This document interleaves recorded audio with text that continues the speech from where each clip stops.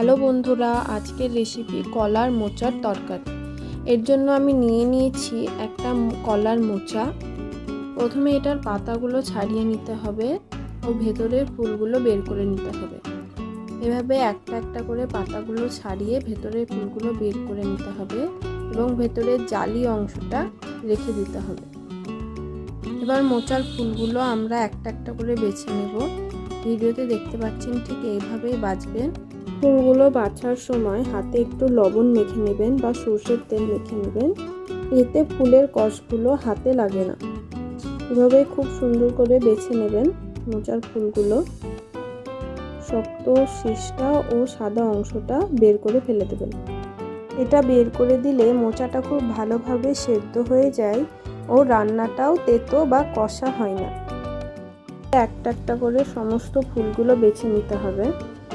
Like করুন এবং নতুন ভিডিও পেতে আমাদের চ্যানেলটি সাবস্ক্রাইব করুন। এবার ফুলগুলো বাছা হয়ে গিয়েছে, এগুলি ছোট ছোট করে কেটে নিতে হবে এবং এগুলো কেটেই জলের মধ্যে রেখে দিতে হবে। জলে রেখে দিলে জলের মধ্যে এটার কষটা অনেকটা বেরিয়ে যায়।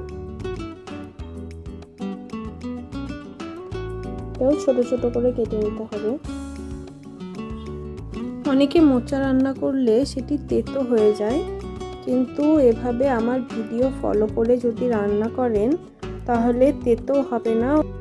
মোচাগুলি ছোট ছোট করে কেটে তা জলের মধ্যে রেখে দিয়েছি। আমি এখানে দুটো মিডিয়াম সাইজের আলু ছোট করে কেটে নিয়েছি। কেটে রাখা মোচাগুলো একটু জলে ভালো করে ফুটিয়ে নিতে হবে যাতে তার কষটা বেরিয়ে যায়। কিছুক্ষণ ফুটিয়ে জলটা ছেঁকে নেব। জল থেকে ছেঁকে মোচাগুলো এবার হাঁড়িতে নিয়ে তার মধ্যে কেটে রাখা আলুগুলো দিয়ে দেব। আলুগুলো দিয়ে তার মধ্যে পরিমাণ মতো লবণ দিয়ে একটু নাড়াচাড়া করে নেব। এরপর এতে পরিমাণ মতো জল দিয়ে আলুটা সেদ্ধ করে নেব। এটা আমাদের স্বাস্থ্যের পক্ষে খুব উপকারী একটি সবজি।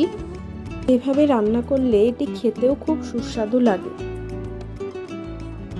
আলুটা এখন খুব ভালোভাবে সেদ্ধ হয়ে গিয়েছে।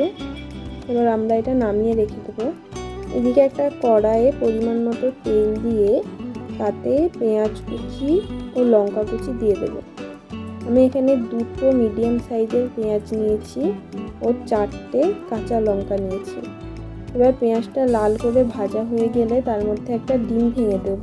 ডিমটা ভালোভাবে ছুরি করে ভেজে নিতে হবে। ডিমটা ভাজা হয়ে গেলে তার মধ্যে আদা ও রসুন বাটা দিয়ে দেব। খুব সামান্য পরিমাণ আদা ও রসুন বাটা দিয়েছি। এবার তাতে হলদি গুঁড়ো, জিরে গুঁড়ো ও ধনে গুঁড়ো দিয়ে দেব। এবার একটু নাড়াচাড়া করে নিয়ে এর মধ্যে সেদ্ধ করা আলু ও মোচাগুলি দিয়ে দেব। এটা একটু ঘেটে নিতে হবে। আপনারা চাইলে আলুগুলো গোটাও রাখতে পারেন, কিন্তু এটা ঘেটে নিলে টেস্টটা খুব সুন্দর আসে। সবশেষে একটু গরম মশলা দিয়ে দেব। এবার আমাদের মোচা রান্না রেডি হয়ে